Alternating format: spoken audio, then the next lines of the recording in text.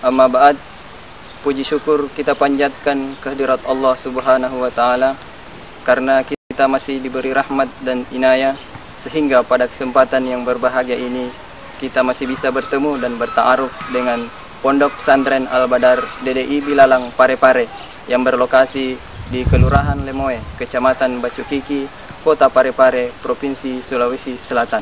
Adalah sebuah ikhtiar dalam mewujudkan sumber daya manusia SDM yang memiliki kemampuan di bidang ilmu pengetahuan dan teknologi iptek sebagai ciri khas sebuah profesionalistik dan sekaligus handal di bidang ilmu agama, iman dan takwa atau intak dalam membentuk kepribadian yang berakhlakul karimah. Pesantren ini didirikan oleh Al-Mukarram Profesor Dr. K. Haji Abdul Muiz Kabri, sosok tokoh agama yang tidak asing lagi bagi umat Islam di Indonesia.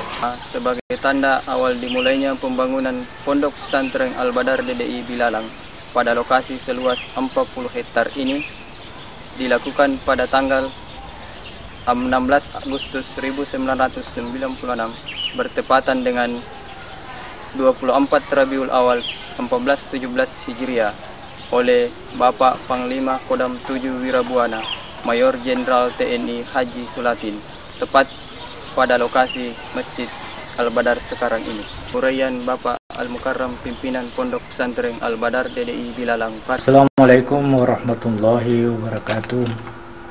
Bismillahirrahmanirrahim. Alhamdulillahi rabbil alamin. Wassalatu wassalamu ala sayyidil mursalin Sayyidina Muhammadin wa ala alihi wa sahbihi ajma'in. Amma ba'du. Pada kesempatan ini saya ingin menjelaskan beberapa hal tentang Pesantren Al-Badar DDI Bilalang Parepare. Pertama, mengenai latar belakang mengapa kita mendirikan pesantren yang letaknya cukup jauh dari kota. Pertimbangan kita karena tempat ini lebih strategis untuk ketenangan belajar pada para santri. Dan kita ingin melalui pesantren ini memelihara keilmuan dan budaya pondok pesantren yang senantiasa orientasinya kepada pendalaman ilmu agama. Dan pada sisi lain, kita ingin mengembangkan ilmu-ilmu yang merupakan ilmu yang bisa memberikan pengetahuan praktis bagi santri yang akan digunakan dalam lapangan kerja pada saat mereka berada di tengah-tengah masyarakat. Oleh karena itu, pesantren ini mempunyai visi menyiapkan sumber daya manusia yang religius, cerdas, terampil, mandiri, dan berwawasan luas ke depan. Dari visi ini kita mencanangkan misi pondok pesantren, yakni menyelenggarakan pendidikan yang memadukan kedalaman imtak, ketinggian iptek, kemantapan akhlakul karimah, dan keluasan wawasan. Kedua, tentang jenjang pendidikan. Jenjang pendidikan yang bersifat formal terdiri dari tingkat sanawiyah, tingkat SMP, tingkat aliyah, dan STM. Dan aliyah yang kita kembangkan di sini adalah aliyah keterampilan peternakan, dan STM yang kita kembangkan di sini keduanya memiliki laboratorium tersendiri, baik itu aliyah peternakan maupun STM memiliki bengkel tersendiri yang semuanya memiliki kapasitas yang cukup terjamin. Pendidikan yang sifatnya ekstrakurikuler yang terdiri dari pengajian pondok pesantren biasanya kita lakukan sesudah subuh, sesudah maghrib, dan kursus-kursus bahasa Arab, bahasa Inggris pada waktu sore hari, dan takhasus bidang-bidang tertentu sesuai dengan kebutuhan santri. Ada juga kegiatan yang sifatnya kemasyarakatan, misalnya kepramukaan, yang kita libatkan anak-anak santri, dan berbagai jenis olahraga yang merupakan sarana pengembangan bakat santri-santri kita.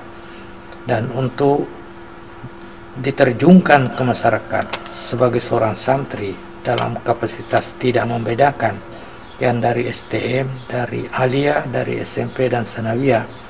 Semua merupakan kewajiban dasar sebagai seorang santri, harus mampu untuk berdakwah. Oleh karena itu semuanya kita libatkan dalam latihan dakwah yang dilakukan setiap malam Jumat. Ketiga, juga anak-anak yang belajar di pondok pesantren ini, kalangan para pembina melihat anak-anak binaan itu sebagai anak, dalam arti tidak berbeda sebagai anak kandung sendiri, sehingga kita dalam pembinaan itu berada dalam suasana kekeluargaan yang tidak dibatasi oleh batasan-batasan yang bisa mengganjal hubungan-hubungan antara guru dan santri. Namun kita berkeyakinan sebagai pembina bahwa insya Allah standar pesantren ini tidak akan dibawa pesantren-pesantren lain. Keyakinan itu saya bisa ketengahkan karena memang kami memilih tenaga-tenaga yang ditempatkan mengajar di pondok pesantren ini, sehingga sebagai mutu jaminan untuk pengembangan selanjutnya. Hal-hal lain yang perlu kita fahami dalam kaitan pondok pesantren ini adalah di dalam hubungan kemasyarakatan kita senantiasa memiliki keterbukaan, ingin mendapatkan saran dari semua pihak, dan pesantren ini memang diadakan adalah untuk kepentingan masyarakat, bukan untuk perorangan. Itulah hal-hal yang perlu saya sampaikan pada pengantar ini, dan tentunya apa yang saya sebutkan tadi dapat dilihat secara terinci dari tayangan-tayangan yang disiapkan dalam informasi tentang pondok pesantren Al-Badar Dede Bilalang ini. Saya ucapkan sekian, wallahu khairun hafizan. Wassalamualaikum warahmatullahi wabarakatuh.